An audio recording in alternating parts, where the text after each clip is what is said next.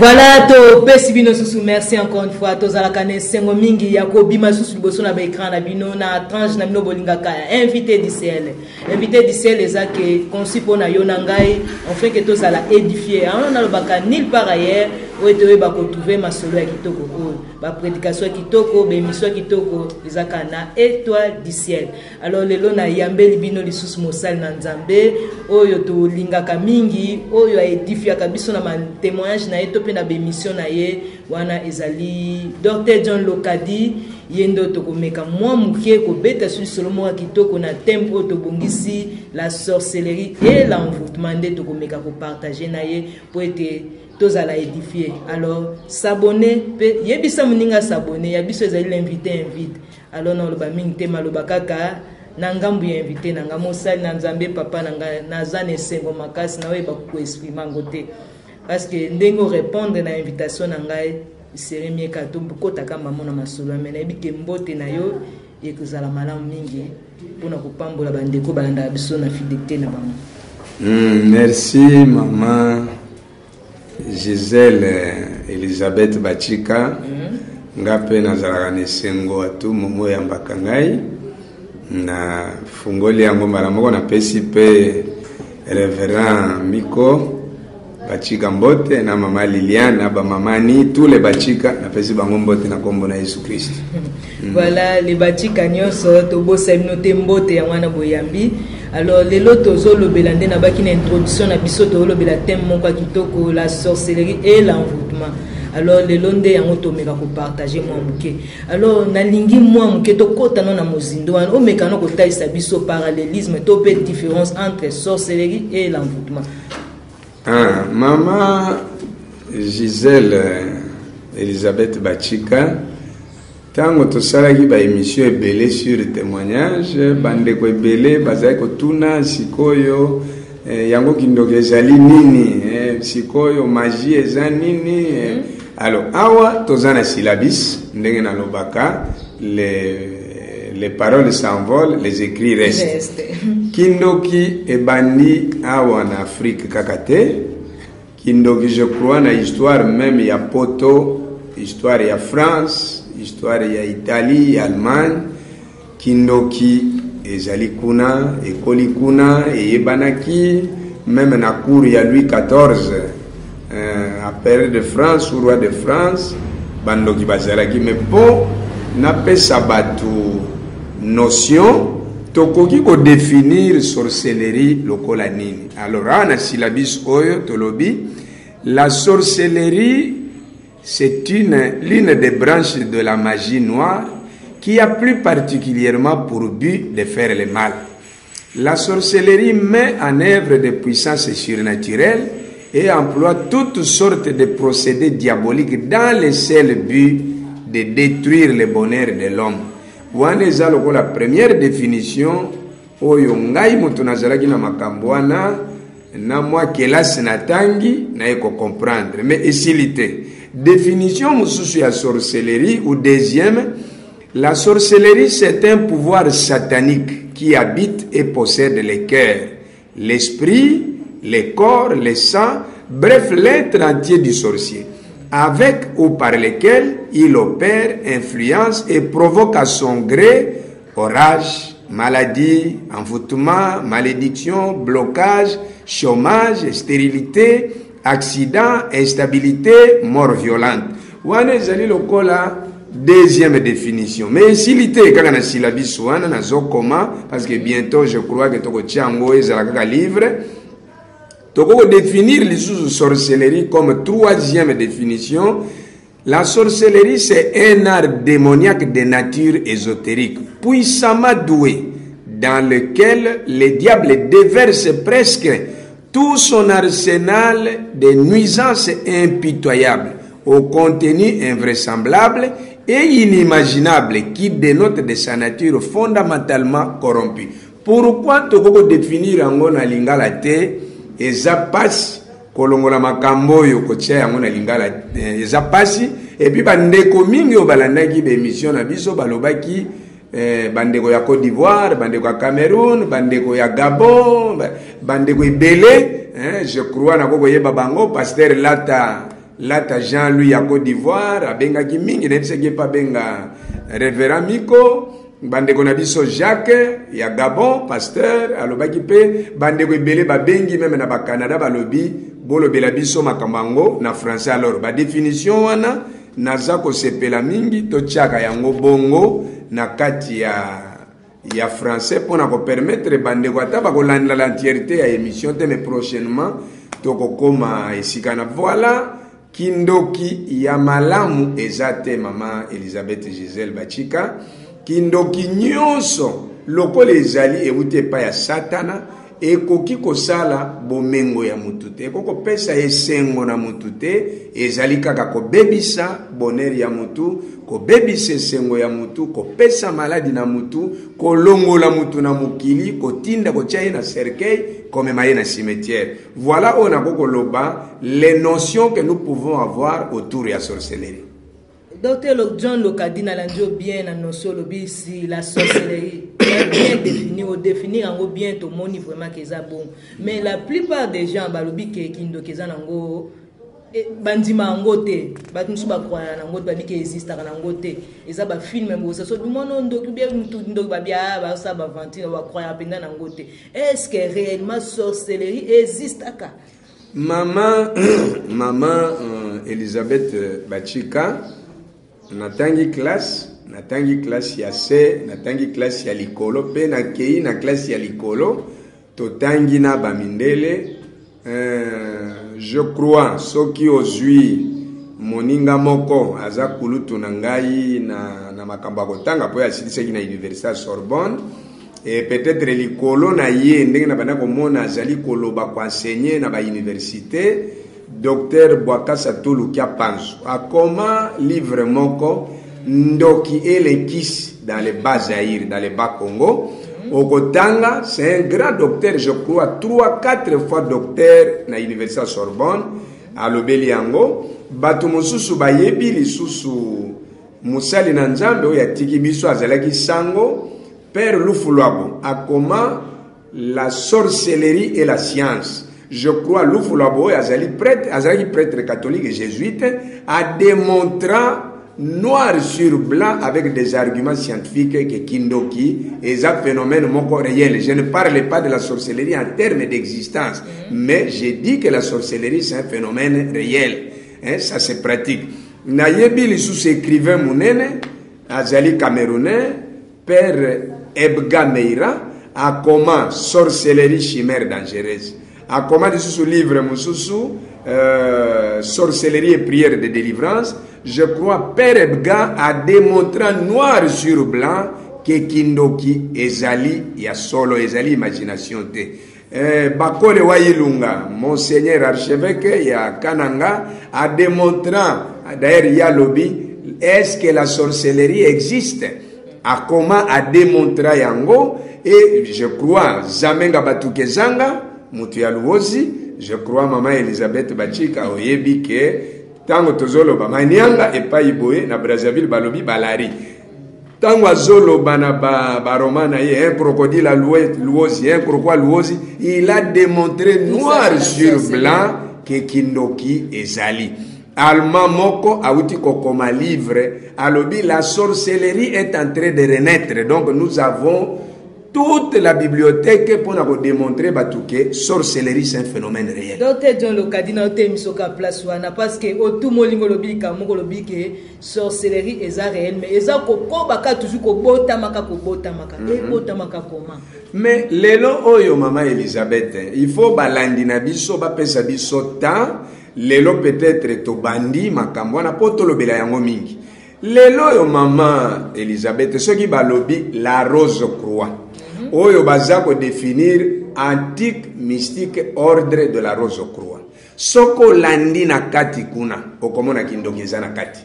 Soki lelo balobi franc-maçonnerie, l'ordre de francs-maçons qu'on appelle les apprents de lumière, les bâtisseurs du monde, de tout ça. Lelo soki olandi kuna na kati okomona ke kindokeza na kati. Okei lelo na maikari okomona ke kindokeza na kati. Okoti na ayam okomona ke kindokeza na kati. Okei na new age réarmement moral, scientologie, New Age, méditation transcendantale, zen, yoga, cartomancie, chiromancie, oniromancie, lelo komona ke kindoki ekei kokota na ba discipline ebele parce que ceux qui balobi na mutumbala moko eza kindoki okoboya mais ceux qui baye biso balobi no ezali nango vali eza nango ekankar okokota na yo mbangu mais tango yo kokoma kuna eloko nini yo koyeba ke ezali kindoki tango bakomi koyebisa yo ke no po koma na degré wana pesa biso makila ya mwana na yo okoma na degré wana pesa bomo yaya na yo boma papa no boma mama no. À partir du moment où na chaque discipline occulte bakomi kosenga makila ya mutetanga bomo ya mutu ebeba akufa à partir de ce moment-là il s'agit de la sorcellerie. Voilà, si ceux qui n'ont l'ando bien, n'ont mais quand même qui comprennent, mais n'y qu'à comment vraiment. Alors le but que sorcellerie et zélo baroula qui ça donc son alandio bien mutu n'angeza bu diable à proposer des choses pour être accepté pour au kota kuna. Oui, maman Elisabeth Gisèle Bachika oza pasteur, oza leki ya ba pasteur, oza yomoko na famille ya ba pasteur. Diable batu bazoluka ipona nini? Parce que lelo batu bazondima te ke elongo na Nzambe, elongo na Yesu mutako komvwama, mutako zwa mbongo, mutako tonga ba immeuble, mutako tambola na ba jeep ya talo, mutako zala na ba bijoux, mutako zala na ndako ya malamu na vie. Lelo mutu nyonso azolinga zala na eloko oyo ko faciliter pa matalikolo. C'est en ce moment-là nde batu bazokende kokota kana ba rose croix, kokota na ba magie, kokota na ba ekanka, kokota na ba new age, kokota na ba scientologie, kokota na ba yam na ba maikari ou na ba sekai. Pona nini parce que mutalingi azwa, mutalingi a dominer, mutalingi azala likolo ya baninga, mutalinga mvwa batu mususu bazala na se na yeba ya kufuka mabasenga kaye. Alors batu nyonso baza koluka ba mata rapidement na vie. Raccourci ezali kindoki, raccourci ezali magie, raccourci ezali science occulte parce que kuna bakosengo balobi boma papa na yo, sacrifier mama na yo, molimo ya papa na yo ekokende kuna na deuxième monde ebandiko ya ko sanzela yo mbongo, ebandiko ya ko faciliter yo ba makamu. Yango zomona lelo bato oyo baza ko matambangu mbangu.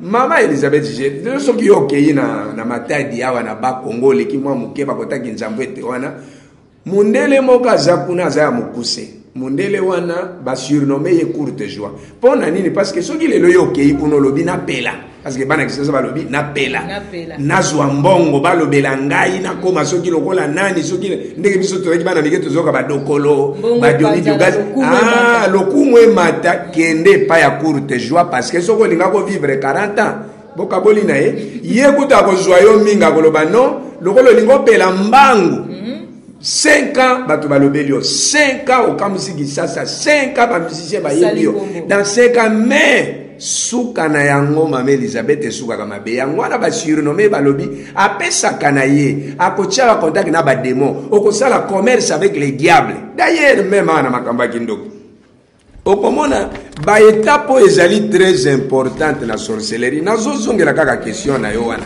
mais ba étape ezali intéressant importante na sorcellerie on nous encore retenir aussi sa question bon to kota na étape wana il n'y a pas de problème avec Elisabeth. Alors ozomona maintenant que tango ya pesio suka okobela liboma suka okoboma batu suka yo moko kokufa na ba façon moko lelo zoyo ka lelo maladie obiso bazobenga lelo bambaso biso toyebaki yango te maladie oyo AVC à tout moment biso toyebaki yango te lelo maboma batondi ebele na mboka biso toyebaki yango te parce que batu balingi bisimba yango tozoyebisa batu wana il y a possibilité de faire des exploits avec Dieu. La Bible dit avec Dieu nous ferons des exploits. Il écrasera nos ennemis.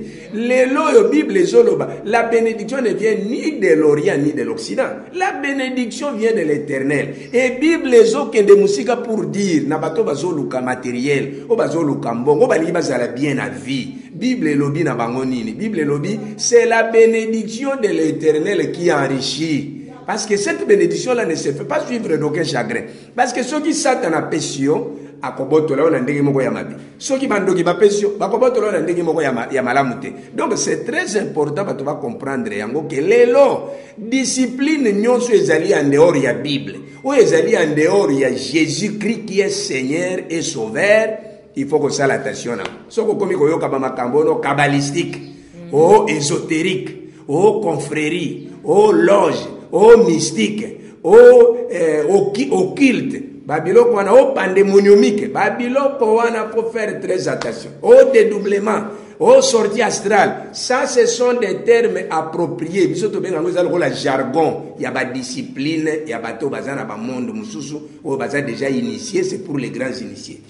Vraiment ezo sala na ko banga mais tozo ko ba malembe likamwe to lobi ya ba astral wana muto ase doubler ba dédoublement nous lo ba wana mais comment mke ko chrétien mke parce que belé to mona kangozi na mona ki même sous na landaki na télévision pasteur a prié pour na mutu ali mutu na bandi ko prier pour na badon a soit poser le boko pa na ba moko puissance na ko isa ba de sili azongi normal na oui maman Elisabeth. On appelle ça Nzambe, topé sorcellerie. Non, non, j'ai dit Bible et Lobiboé, vous reconnaîtrez les vrais serviteurs de Dieu, les vrais enfants de Dieu, on les reconnaît par leurs fruits. Okoye babango na bambuma na bango, na elobeli na ye, na evandeli na ye, na etamboleli na ye, parce que Nzambe, on ne peut pas limiter. Nzambe ba imitaka ete ke non na sala lokola ye, non. On reconnaît muto azana molimo na nzamba koyeba ke muto azamusana nzambe o azamusana nzambe te. Alors dédoublement ezanini mama Elisabeth yo zali awa okoti na ndaku nayo parce que na bandako ebele tozuwa nanu na temps ya deuxième république toyoka masolo mais ezalaki nango ya solo parce que ebimaka mosusu na Kisasa ebimaka na radio trottoir mwasi ya mokonzi moko munene mutu moko ayebisi ozana chambre moko pana yo mobali no alingaka te ofungola yango oh oui alobi kende kofungola chambre afungola chambre wana akuti mobali na ye ni or mwasi ayebi ke mobali na azali na congrès politique kaka na périphérie ya Kisasa mobali esika avandaki a sentir ke basimbi esika oyo ya sala pacte na Satan azui soki mutuka mbangu mwasi nana lobi no fungola papa na fungola kite tanga azui revolver abeta mwaso te mutu tel mutayebi sekingai. Donc dédoublement c'est-à-dire bakoko mona yo awa mais bamoni olisu na Brazzaville. C'est ce qu'on appelle dédoublement. Muta akoko ma mibale akoko koma pe triplement donc akoko ma pe misatu bamonia et ça ce sont des techniques o esala magamingi et pas bandoki. Bato bazana deuxième monde, bato bazana ba monde magie, bato bazana ba monde occulte, bako sala yango. Sorti astral ezanini, mutu azaya kolala mais akoti na discipline occulte moko ba pesie formule. Na butu oko cité boye, omono bongwani, okomi ibu obimi na yo. Soki o mutalobi non, akosala projection astral, c'est-à-dire azali na Kisasa mais akoko kende kotala ko visiter na yeba Belgique ou kende ko visiter ba États-Unis abimi na butu quand on dit astral tina visate tina non quand on dit astral ezako koma ezako kuta na ba terme lokola ba astrologie lokola ba minzoto c'est-à-dire oko bima na yo oko kende na otamboli rekoki ozongi na yo c'est ça ezako lokola bato ba koma ka ba crocodile na bamboka na biso ezana bato bazana totem ya lion azan ndoki me force ne za lion. Alors akokota na butu asali ba pratique ba entraînement cité ba formule ba pesa gebu alongwe na forme humaine akomi forme ya lion akeko sala ba makamune na butu ti azongi na ye bamususu bakoma ka ba crocodile bamususu bakoma ka ba ibu bamususu bakoma ka na bango ba bangungi mususu akomi ne kitse kwa donc tout dépend donc voilà un peu ce que je peux vous dire. Nalingi docteur nalingi on interpréter le cambo tozana église louange makasi il y avait une sœur à prier vraiment comme pendant plonger vraiment bike vraiment kala tête tozo ba son tozo ba vision tozo ba message mais tant to kangi misu to monye na cuisine kuna avandi na cuisine mais quand on interprète na église bozo mona louange makasi ndo bike so bo tanga bato ba kota lola yé pas à parmi bato mais tant to kangi misu to monye na cuisine kuna avandi oui lelo maman Elisabeth lelo Satan a comprendre que ba église traditionnelle na lobité que bazana vérité te mais lelo Satana bandoki ba organisation oyo biso tobengaka confrérie mystique d'anthropophage cannibale vampire sorcier lelo ba comprendre que ba église o bazali ko reconnaître Yesu lokola mokonzi pe kolo ba église wana eza ko sambela na moto, c'est-à-dire dans une église où les fidèles cherchent la sainteté, marchent dans la crainte de Dieu, cherchent à plaire au Seigneur, cherchent à mettre la parole de Dieu en pratique, cherchent à vivre en conformité avec les messages bibliques. Baza banguna o bazali ko réduire nguya ya bondoki, nguya ya kimaji. Nalingi na pesa yo exemple moko mama. Na kisasa nzamba sali mingi na nzela ya mabondeli. Oyebi kala tango tozaki bana mike poleka na mangengenge kote ya maluku soko zana masua. Mame Elizabeth bokoleka te fo bobwaka biloko kolia, fo bobwaka bambongo, ifo boloba melelo oyo likolo ya mabondeli, likolo ya Yesu Kristo azali ko régner parce que mboka oyo ya Congo oyo Kinshasa eza capitale, c'est un pays prophétique. C'est un pays de Dieu. C'est un pays qui aime Dieu. C'est un pays qui aime prier. C'est un pays qui a reçu Jésus. Oyebi ke Bible ndenge na lobaki na yo Mame Elizabeth, Bible sali 5 siècles na ndambo epana biso. Ce n'est pas le cas ya ba église ya ba mboka mususu. La Bible est arrivée chez nous depuis le 3 mai 1491. Donc Bible oumeli mingi epana biso. Alors ba prière ils ont changé par ma kambebele. Mama Elisabeth Gisèle Bachika balobi na mayanjili. Ba accident ils ko sala ma mingi na mayanjili. Balobi mwasi moko ba chauffeur bazaki ozo na butu na vitesse boye ba 2h 1h du matin okuta ka mwasi moko atelemi na nzela. Soki olingi okima kaka mwasi wana otutani yo wana ko ina mayanjili. Lelo yo mwasi wana bazako mona na mayanjili amona na kalisusu te pona nini. Le nom de Jésus banda Osborne na yaki na mboka oyo. Asali croisade ya Pogabi bakoka batelema bamona kate bamona bayoka kate bayoka eza lokola flamme ya yaki kotia. Mame Elizabeth Gisèle Bachika tika na la kiswelo komoko tango ba mama bazalaki kobota mapasa na Kisasa kala bakotambwisa yo ni batio mwa elamba kaka ya muke batio bangola koloba ba insanité en tout cas mobali naza makasi kaka mbala moka pesio mibale misatu ba insanité wana kotambwisa ka batu balabala mama mobimboli yake ndomelisa bana na ye lelo oyo mapasa lelo atozwi tozo pesa kaka gloire na Nzambe ba cérémonie wana ebeleza disusude na silisi na note kala toza bana mike soki okomi na Pogabi na okuta mbelekete batu musu baza kobina na ba piton banguma bazokuta na bango na babandulu lelo batu wana bazate na ba moto na nzoto kala ezalaki okokuta na victoire na Pogabi na marché bazotalo na maboko bazoloba no ba makambo ekoya des fois okokufa na yo pelo bite melikolo kaka ya kobanga wana oke kozwa maladi likolo ya kokanisa okufi bastrologue wana bazali susute oyebi nzembo ya mama buloba bandoki voilà ba magicien bazangi ba client bandoki bazangi biloko ya kolia. Pourquoi? Parce que quand Jésus arrive dans une famille ata molile ezalaki akopelisa mwina. Quand Jésus arrive dans une famille ata malade ezalaki akomema lobiko kala pona silisa parce que la limination qui selon maloba ezalaki mama so papa soka kufi mama kolata ba pili okoyoka même 2 ans allez mais biloko wana nyoso bilamba ya mwindu bakangi ye papa kolata mwa elamba moko ya mwindu awa nini ono mikolo yo azali na ba problème azolela mwasi na info aluka mbongo tiba koya kosukola ye lelo oyo makambo wana esala makate. Ça ce sont les acquis de l'évangélisation. Ça, ce sont les acquis de la proclamation de la bonne nouvelle. Donc, Nzamba zo sala na mboka oyo. Voilà pourquoi mutu azana Yesu, azane longa likolo ya bandoki, azane longa likolo ya ba magicien, azane longa na ye likolo ya babiloko wana nyoso. Nazongi selo malo. Voilà, ngapela ozonsoka maloba. Lelo tozaka otie. Alors tongi tokota skola beta pour le bakisi la sorcellerie, yo meka mwa muke ko énumérer biso parce que za mulai mais o meka ko numérer so contenu attend. Maman Elisabeth Kindoki kalezalaki makambo ya papa na mwana koko atikeli papa, papa ayotikela mwana na ye. Donc le héritage. Ezalaki lokola, mais c'est ça, c'était par condescendance, c'était comme une sorte d'arbre généalogique. Mais kindoki ya lelo ezali lisusu ko respecter frontière familiale te. Et comme ata na classe bako kopesa mwana na mwa biscuit, bako kopesa ye na mwa jus, bako kopesa ye na mwa bombo, kindoki lelo ezali lisusu likambo ya famille te. Kindoki akisa setikala lisusu ya famille te.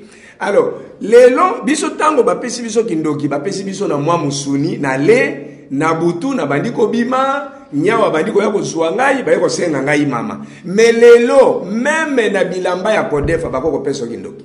Même na bizi ya pamba osangisi kaka mbebu munoko lole monandoki atikeli yo soi na ye na munoko na yo ozwi kindoki. Ata na regard lelo ata na ba rapport sexuel ndoki ya mwasi akopesa mobali kindoki, ndoki ya mobali akopesa mwasi kindoki. Donc la sorcellerie aujourd'hui même na concentration ya misu boye opesi eta ebele azotala yo makasi à se projeter pana yo à salo bango bazobenga psychokinésie, c'est-à-dire faire nuire quelqu'un à distance à koko pesa o kindoki. Alors tango yo zwi kindoki eloko ya liboso bakomema yo na monde des ténèbres. Dans le monde des ténèbres kuna il faut osala geste moko, osala lokola sacrifice. Parce que pouvoir nyoso bango bakoko pesa yo e kozala na makasi na nzoto na yo te soki opesi eloko moko te. Yango monita ngana komaki balobi no koko na lobi okopesa nga mama na yo. Pour pouvoir oyo, c'est pour dire que il n'y a rien sans rien. Alors tango yo zwi ba makambo wana opesi makila to bomi mutu ozwi mwa eloko ya nzoto na ye ole na miso ya bandoki oko prononcer ba parole oyo je crois ezali na syllabus na biso awa oko prononcer bango moko d'abord bandoki bako banda ko prononcer yo bako yebisa bon ce sont des choses un peu difficiles à dire basi bakozinga yo soki eza cérémonie ya basi mokolo wana basi bakozinga yo balakisi yo sima na bango ndenge bango babotama mopati loboko na ye na fesse gauche to fesse droite ale babandi ko prononcer yo makambo yo. Les sexes féminins que nous te montrons, c'est un passage obligé vers la vie naturelle, c'est aussi un passage pour la vie spirituelle.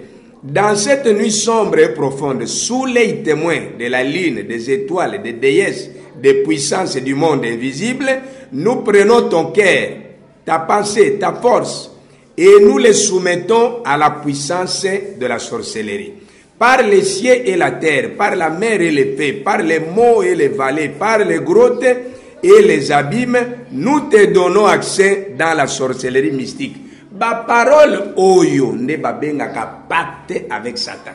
Parce que yo okoma lelo na musala ya soldate mama Elisabeth sans que ba pesa yo munduki, sans que ba pesa yo teni, sans que oye ba consigne oyo bando oyo ba sala kana armée. C'est la même chose. Yangwana tango mutu alobi kazana kindoki.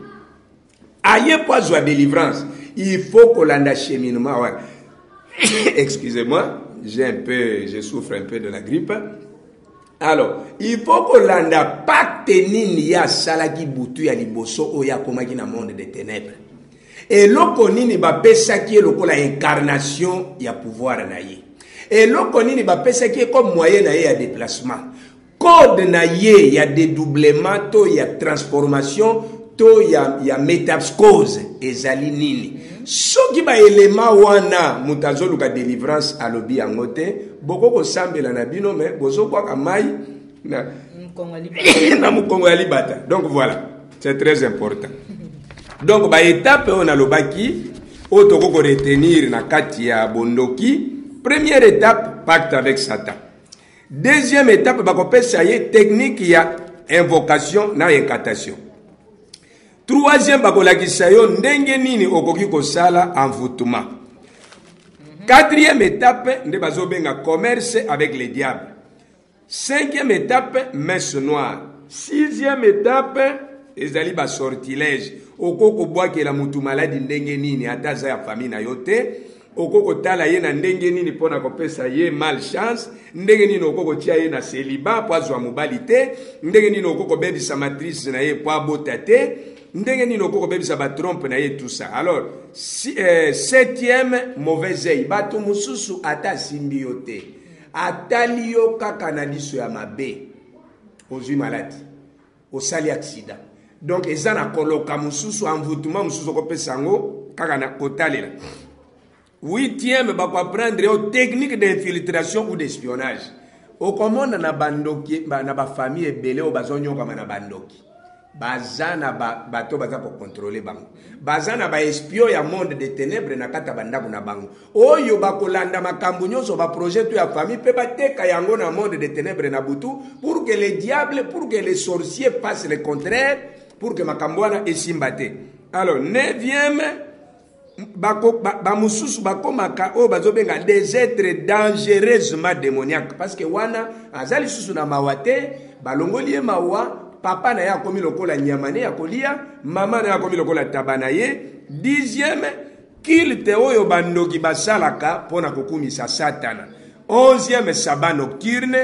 Douzième, o babengaka nuit d'horaire ou nuit accompagnée de fêtes orgiaques. Voilà les 12 étapes oyo sur le plan mondial ndoki nyonso ya leka alongwe na sorcellerie inconsciente akomi na sorcellerie consciente, il faut aleka na ba étape wana. Alors tango toluka délivrance à moto, il faut que sungaye malembe avec ce qu'on appelle cure d'âme. Je ne dis pas que c'est la méthode obligatoire parce que Dieu est souverain, il peut délivrer quelqu'un comme il veut, mais oyo toko ko sunga na yango mutu pona ko aider na ndenge to benga ka cure d'âme. Ça, ce sont des étapes importantes pour yemo pas éclairer sa décision, sa volonté engage pour l'amener à la délivrance. Donc ce n'est bien cure d'âme eza canal où peut comme na délivrance. Oui. La plupart des gens sont bien les canaux cure d'âme. Ah ngai ba makambu na ngai, ngai ba makambu na ngai na ebité. Aza envoûté, yango na zoko ya ba ba makambu na mais ba oyeba makambu ba kena ngwa. Aza envoûté comment? Oui, mais maman Elisabeth Gisèle Bachika ndoki aza lokola muyibi. Muyibi atayo kangie met dans les sacs.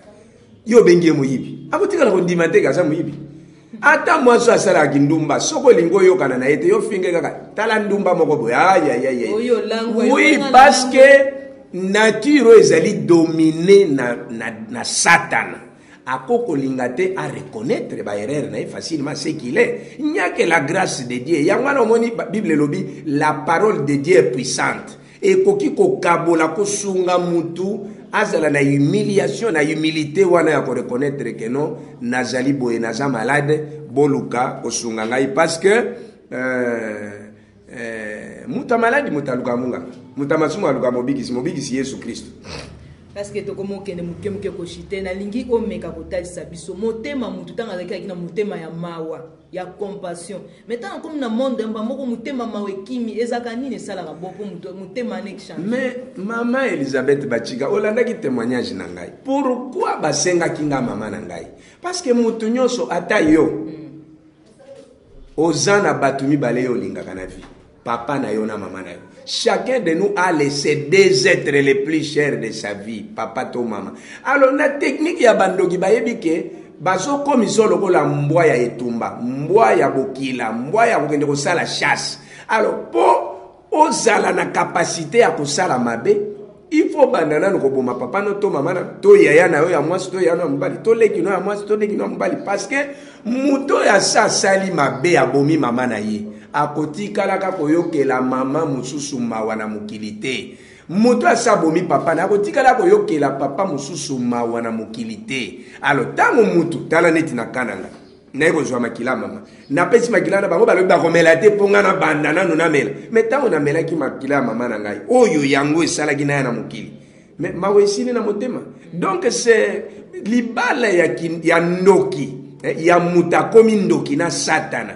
Et un mariage moko très fort et ça difficile te pona kolongola na makamana fo nzambe asala e grâce. Voilà nasi ezali kambo ya tanto suke amen nzamba zo sabisongolu to bande akabisiko yo lobi kambo ya mariage na monde ténèbres ezali kambo ya pasa lo ko conclure moi maluba na yo bisiko tiaki ba accent te ba virgule te o bon lokola lelo tolinga tolobela sur sorcellerie en envoûtement alors namoni totika nanu place wana toloba mpona makambo ya kindoki mais mpona kointroduire étape tokosala prochainement peut-être lobby qu'est-ce que l'envoûtement parce que bato ebele baza ko mais envoûtement eza nini parce que bato bazobenga mpe bazoloba na biso alors na définition d'après moi expérience nga na vivaki na monde ya bandoki na ndenge nazali na ministère ya délivrance ndenge naza kosunga bandeko bakoma mpe lokola nga bazwa délivrance lokola ngai na comprenaki ke napesi yango définition l'envoûtement c'est un souhait de mort, un souhait de destruction, un souhait de perturbation, un souhait qui pour détruire le bonheur, détruire la famille, détruire l'harmonie conjugale, détruire la vie professionnelle, détruire les projets de quelqu'un, détruire les affaires de quelqu'un, détruire la vie de quelqu'un. Donc voilà, ezali na expliqué encore bien. Envoûtement ezali makanisi ya kosala mabe. Ah, mama wana nalingi ete, il faut akufa. Abeta libaku, akufa. Batuta ye na motoka, akufa. Akweya na moto, akufa. C'est ça l'envoûtement, c'est le souhait de destruction, c'est le souhait de donner la mort, c'est le souhait de faire le mal. Mais maintenant, envoûtement zalaka ye mon côté. Bazali bandeko na écatation. Écatation c'est quoi? Écatation de tango ndoki azui makanisi ya kobebisa ya kopesa ya kotinda accident ya kobebisa matrice ya mwasi ya botate ya kosala ya kobwakela mutu mbasu ya kosala kobwakela mutu paralysie kobwakela mutu maladie ya PC kobwakela mutu solo mabe na nzoto parce que ça na base mususu mama Elisabeth mais ça très profond oui donc ata asukoli ndenge nini solo wane ekosila kate alors véhicule maintenant pour que makanisi ya ndoki ya koboma ekokisama po mutu na ye victime na ya kufa il faut véhicule moko amema makanisi wana et l'envoûtement c'est l'écatation c'est les véhicules qui amènent la mort venant du sorcier vers la victime. Je vous en prie mon docteur. Nasi torobande la ka place poto kota vena mozina moke avion déjà bandi côté ko décoller mais bazo sabiso sini tango sekoki alors oui, je crois bandeko baza kolanda biso lelo mokileza ya kobeba mwana na nzambe. Les chrétiens de Jésus-Christ ne peuvent pas être membres de la Rose Croix. Mutu na Yesu akokozala membre ya framason te, ni ekaka, ni maikari, ni scientologie à Lafayette Roibar, ni toutes les disciplines occultes. Biso tozali na se yangolo na Yesu Christ. On ne peut pas mêler Jésus et les démons et l'occultisme. Alors, bolanda makamtozoloba mokileza akobeba même bana na biso bazokende na ba classe. Il faut toujours prier pour les enfants avant d'aller à l'école, avant de manger. Quand les enfants se réveillent, priez ensemble avec la famille. La Bible dit errez la famille dont l'Éternel est Dieu. Donc, napesi pasteur. Bon, numéro nanga ezali plus 243. Naebi ke bino bozali ko tiela nga yango mingi plus 243 9 98 97 85 03. Voilà. Numéro nanga yango. Alors napesi Révérend Miko Bachika mbote mingi na mama Liliane. Napesi Révérend Dr Job Mukadi mbote na Manchester. Napesi mama Jili mwasi nanga ya motema ona lingaka lelo oza kosala oza na Paris na vacances nzamba pambola yo. Et voilà, napesi bana na nzambe nyonso mbote à travers le monde. Pasteur Jean-Louis Lata, napesi bandeko nyonso, ba mama Judith Ngwani, ba mama Asta na Italie, napesi en tout cas bozebele, mama Virginie, mama Brigitte na Suède, napesi mbote, mama prophétesse Annie Bachika mbote na ona Londres. Voilà mbote na bino nyonso tu boyambi yango enga pe nazo bakisa na Suisse kuna na pesi mbote na Eric Poitinzita et puis na ndoi na nga Gisèle Matondo na bosanité na ndeko na nga oyo azape kuna na Suisse Viviane Bachika la patrona nzamba pambola bino na bosanité Jean de Dieu Loueka nzamba mona ya pambola ne tumba solo alors quant à lelo tozo suka amena bosanité wana vraiment na osala lisumu na PDG na biso pasteur Miko Bachika les guerriers, je dis bien les guerriers na mama Liliane mbote na bino eko ya bipai na bino nyonso tu bozali et puis na pesi mbote na mama Salomé et mama ni ba mama na ngana lingara mingi mama Pauline. Pour les lots, tous bossa kuna sima caméra X5 Sailor pe Zola Olivier mo continuation Nzambe apambola bino na lelo to cheka ka bye bye.